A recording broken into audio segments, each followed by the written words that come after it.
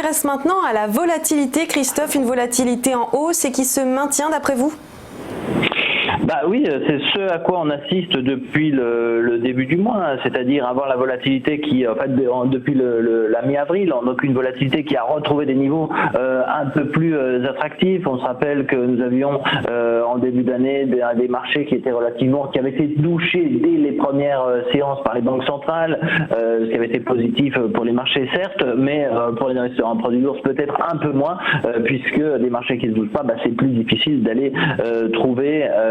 des opportunités. Donc on était resté jusque vers la fin avril sur des marchés qui n'avaient plus connu de volatilité, on était largement sous les 15 points et depuis pendant tout le mois de mai en fait on s'est maintenu au-dessus des 15 points, ce qui est plutôt un bon signal pour les investisseurs en produits de bourse. On avait pu craindre en milieu de mois un repli, aujourd'hui on est retourné sur les 17 points, donc 17 points nous parlons naturellement de la volatilité sur l'Eurostoxx, donc l'indice des 50 principales valeurs européennes. Ça implique plusieurs ajustements dans nos stratégies,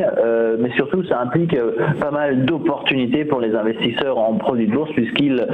peuvent avoir deux types de stratégies. La première, du mouvement, donc on va aller essayer de se positionner sans mobiliser un capital trop important et ça on peut le faire avec des turbos, mais surtout ce contexte de volatilité retrouvé nous permet de construire des stratégies avec des barreaux et des stability. Donc tant que ça dure, je dirais qu'on a la possibilité de les mettre en place et on est dans un moment, dans un market timing comme on dit dans notre jargon, qui est très favorable effectivement pour se positionner sur les mouvements dans les prochaines semaines.